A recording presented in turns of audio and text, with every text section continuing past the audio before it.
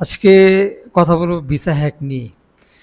Visa hack হচ্ছে visa কিভাবে easily কৌশলে পাওয়া যেতে পারে এই কৌশলটুকু শেয়ার করা।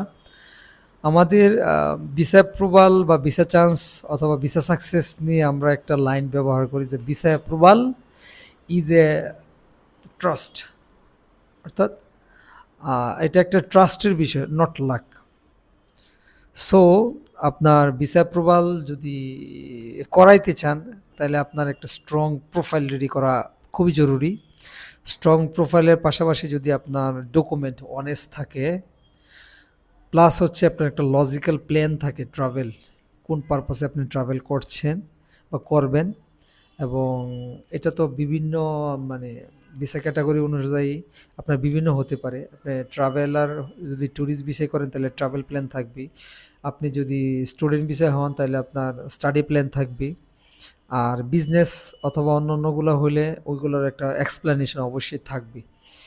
আপনি যখন এসওপি অথবা আপনার ফরওয়ার্ডিং লেটার, কাভার লেটার লিখবেন, এগুলাতে আপনাকে সুন্দর করে আপনার প্ল্যানটা লজিক্যালি প্রেজেন্ট করতে হবে ভিসা অফিসারের কাছে।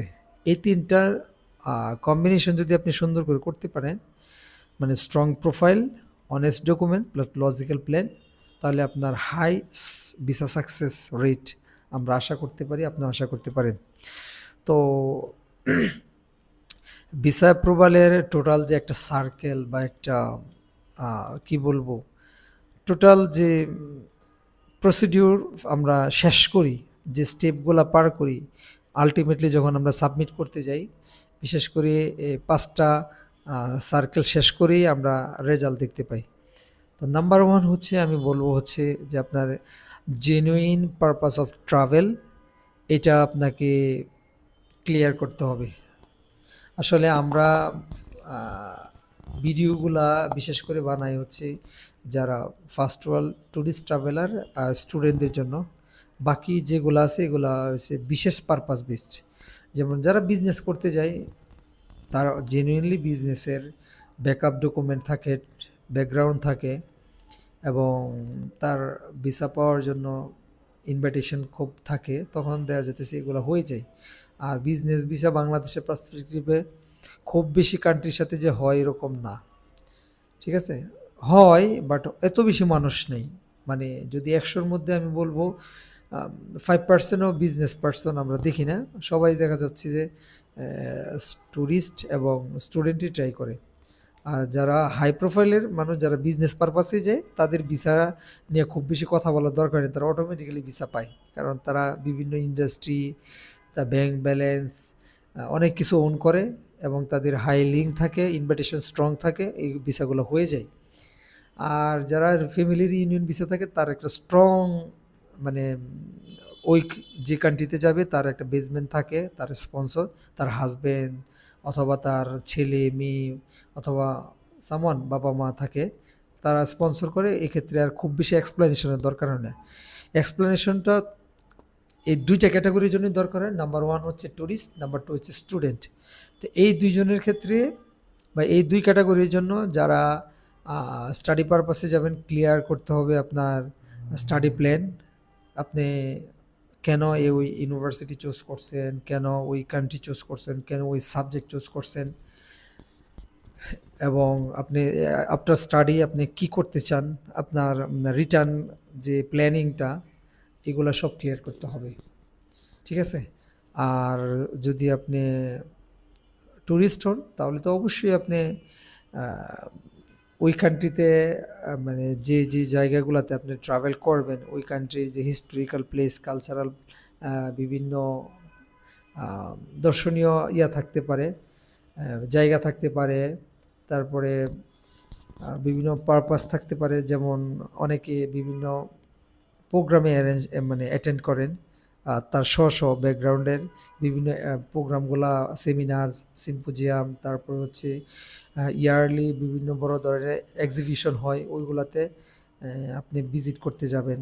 ওইগুলা এক্সপ্লেনেশন খুব ক্লিয়ার করে দিতে হবে।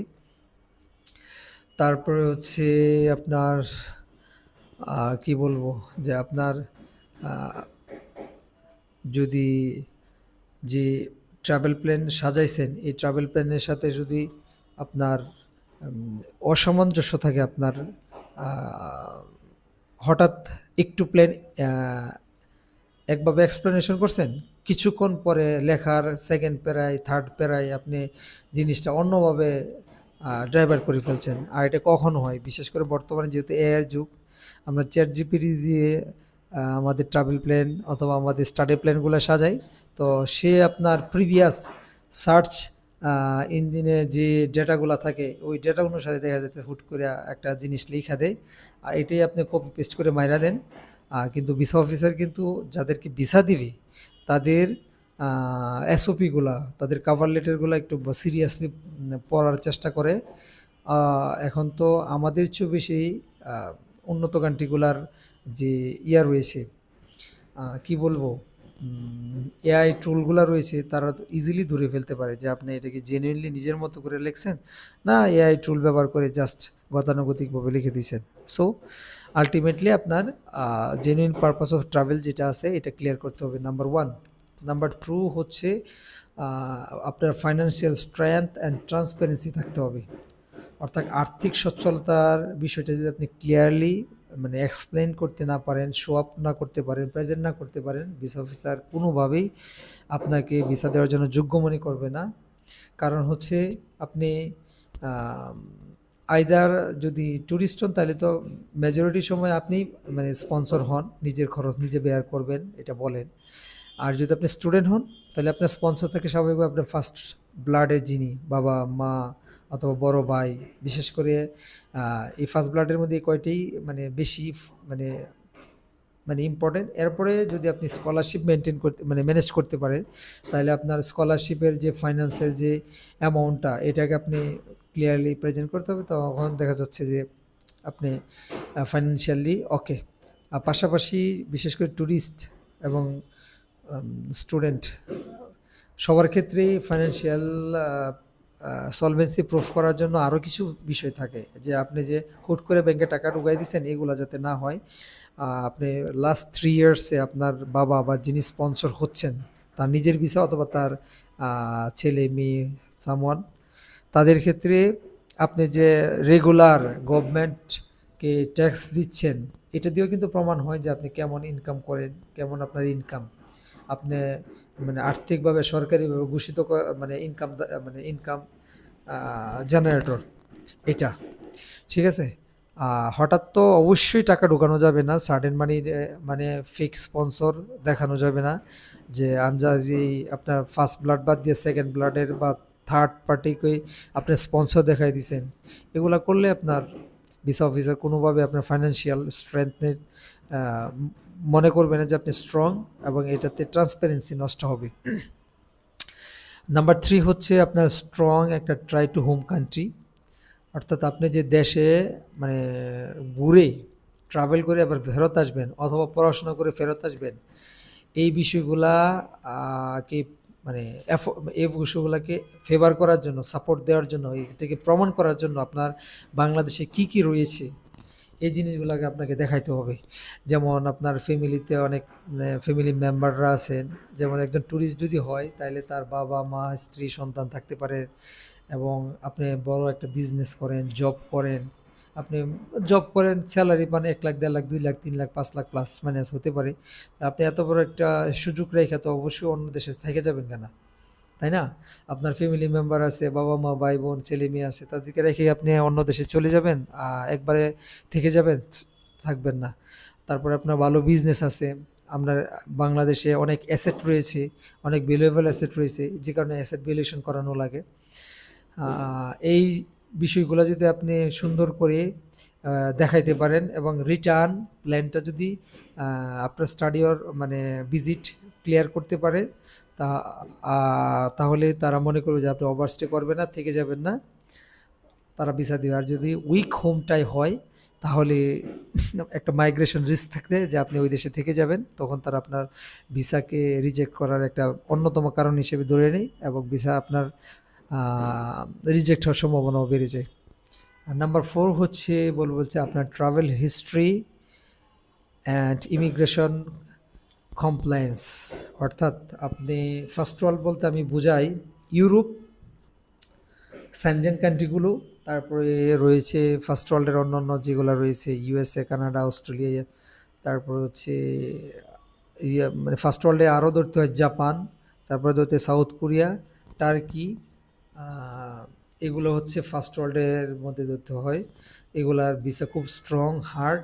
তো ওইগুলাতে যদি আপনি দেখা যাচ্ছে হুট করে স্যানজেন কোনো কান্ট্রির জন্য ট্রাই করলেন, বাট আপনার ইয়াই নেই, পার্শ্ববর্তী দেশের ট্রাভেল হিস্ট্রি নেই, আপনি কোনো দেশেই যান না, হুট করে স্যানজেন কোনো কান্ট্রির জন্য অ্যাপ্লাই করে বসে আছেন, আপনাকে স্বাভাবিকভাবে রিস্ক মনে করবে যে আপনি আপনি কি দেখবেন। আপনার পার্শ্ববর্তী দেশ অনেকগুলো আছে, থাইল্যান্ড, মালয়েশিয়া, সিঙ্গাপুর, তারপর হচ্ছে মালদ্বীপ, তারপরে পার্শ্ববর্তী আরও অনেক ছোটোখাটো দেশ রয়েছে, এগুলো আপনি ট্রাভেলই করেন নাই, আপনি ইউএসএ বা ইউকে, কানাডা, অস্ট্রেলিয়ার জন্য ট্রাভেল মানে ভিজিটের জন্য দাঁড়ায় গেছেন, তাহলে আপনাকে এরা রিস্ক মনে করবে যে আপনি থেকে যাবেন, এটা একটা বিষয়। আর স্টুডেন্ট ভিসার ক্ষেত্রে এই দিকটা আবার একটু মজা আছে বা শান্তি আছে যে আপনার ট্রাভেল হিস্ট্রি না থাকলে আপনার স্টুডেন্ট ভিসার ক্ষেত্রে কোনো ইয়া নাই, তারা আপনাকে পজিটিভ নেগেটিভভাবে খুব বেশি কনসিডারেশনে নিবে না। তারপরেও যদি দেখা যাচ্ছে যে আপনার 2-4টা দেশ ঘোরা থাকে, তাহলে স্বাভাবিকভাবে আপনি এটা একটা ফ্রিঞ্জ বেনিফিট পাবেন। যদি না থাকে তাও আপনার ভিসা হবে স্টুডেন্ট ভিসার ক্ষেত্রে, বাট ট্যুরিস্টের ক্ষেত্রে কিন্তু এটা গুরুত্বপূর্ণ। আর ইমিগ্রেশন কমপ্লায়েন্স বলতে বুঝাইছি, ধরেন আপনি কোনো একটা কান্ট্রিতে, বিশেষ করে আমি ধরলাম সিঙ্গাপুর, আপনি নিয়ার অ্যাবাউট 2 মাসের ভিসা দেয়, 2 মাসে আপনি যদি ওভারস্টে করেন আপনার ইমিগ্রেশনে একটা সিল গালা হয়ে যাবেন। মালয়েশিয়াতে 1 মাসের ভিসা দিয়ে আপনি যদি ওভারস্টে করেন, আপনাকে পাসপোর্টে ইমিগ্রেশনে ওভারস্টের কারণে এক্সট্রা একটা মানে সিল দিয়ে দিবে। তারপরে আরও বহু কান্ট্রিতে, চাইনাতে আপনি ওভারস্টে করলে সিল দিয়ে দিবে। এগুলা তো পরবর্তীতে আপনি বিভিন্ন দেশের এম্বাসিতে যখন নাকি পাসপোর্ট জমা দিবেন অথবা স্ক্যান করে জমা দিবেন সফট কপি, তখন এগুলা তো সকল পাসপোর্টের ডেটা দেওয়া লাগে, যেগুলো আপনি ট্রাভেল হিস্ট্রিতে দেখাবেন। তখন এগুলা দেখে আপনাকে মনে করবে যে আপনার bad travel history, immigration compliance ভালো না, তখন আপনার রিস্ক থাকে যে আপনার ভিসা মিস যাওয়ার, রিজেক্ট হওয়ার। সো যারা মানে ফিউচারে ভালো কান্ট্রিতে ট্রাই করবেন তারা কখনোই ওভারস্টে করবেন না। আর ভালো বড় বড় কান্ট্রিতে ট্রাই করার আগে অবশ্যই আপনি পার্শ্ববর্তী ছোটো ছোটো দেশগুলা একটু একটু বছরে 1-2বার করে ট্রাভেল করে নেবেন। আর লাস্ট ওয়ান হচ্ছে profile credibility and document accuracy. Profile credibility হচ্ছে আপনার ওভারঅল ফাইলটা যাতে গোছানো থাকে, আর আপনার ডকুমেন্ট যাতে সামঞ্জস্য থাকে, যেমন আপনার সারনেম, গিভেন নেম, আপনার নিজের নাম, বাবার নাম, এগুলা যেন আপনার ব্যাংকে, আপনার ব্যবসায়িক কাগজে, আপনার চাকরির কাগজের জন্য সব সেম থাকে। মানে একটাতে এক নেম, আরেকটাতে বানানো অন্যরকম, ওইরকম যাতে মানে উলটপালট না থাকে, সব যাতে সেম থাকে। আপনার সার্টিফিকেট নেম, ব্যাংকের নেম, আপনার নিজের পাসপোর্ট, পার্সোনাল আইডেন্টিফিকেশন, এনআইডি, জন্ম নিবন্ধন, বাবার নামগুলো নিজের পাসপোর্টে, এগুলো যেন সব সুন্দর গোছানো সেম থাকে। এটা থাকলে আপনার অবশ্যই ভিসা আর ক্ষেত্রে অ্যাম্বাগুইটি হবে না। এটা আমি নিজে প্র্যাকটিক্যাল প্রমাণ। আমার অস্ট্রেলিয়াতে মাস্টার্সের জন্য আমি এটার কারণে একটা বড় ধাক্কা খাইছি, ভিসা হয় নাই। কিছু করার নাই। ভিসার ক্ষেত্রে আমি নিজেই বুঝতেছি যে অনেক, যদি আমি সেম পার্সন ডিক্লারেশন দিছি, আমার বাবার নাম এক জায়গায় রূপচাঁদ মিয়া আর এক জায়গায় এমডি রূপচাঁদ, তো জিনিসটা কনফিউজড আমি নিজেই। যদিও আমারটা সমস্যা নাই, কিন্তু ব্যাংকাররা, তারপরে হচ্ছে ইমিগ্রেশন অফিসাররা, আমার ইউনিভার্সিটি, সবাই কনফিউজড হইতো। আর ইমিগ্রেশন অফিসাররা তো বিভিন্ন বিদেশি মানুষ, তাদের ক্ষেত্রে তো এটা খুব সেন্সিটিভভাবে দেখে। আমরা হয়তো বাঙালিরা মনে করি না কিছু। তো যাই হোক, এই নামগুলা যাতে সঠিক থাকে। তো ওভারঅল এটাই ছিল ভিসার হ্যাক্স নিয়ে একটা ডিটেলস কথা। তো আমরা ফাইনালি একটা কথাই বলি যে ভিসা অ্যাপ্রুভাল ইজ নট একটা lakh, it's about totally trust. কারণ আপনি যদি বিশ্বাস অর্জন না করাইতে পারে ভিসা অফিসার, ভিসা হবে না। তো ভালো থাকেন, মাল্টি স্কিল গ্লোবালের সাথেই থাকেন। ভিসা নিয়ে যে কোনো বিষয়ে কারো যদি কোনো কথা থাকে, জানার থাকে, আমাদেরকে টেক্সট করেন, মেসেজ করেন, কমেন্ট করেন। আমাদের ইউটিউব চ্যানেলে যান অথবা সরাসরি কল করতে পারেন অফিস টাইমে, নাম্বারগুলো দেওয়া থাকে, যোগাযোগ করেন। আপনার যে কোনো প্রশ্নের উত্তর আমরা আন্তরিক সহকারে দেওয়ার চেষ্টা করব। তো ভালো থাকেন, আসসালামু আলাইকুম।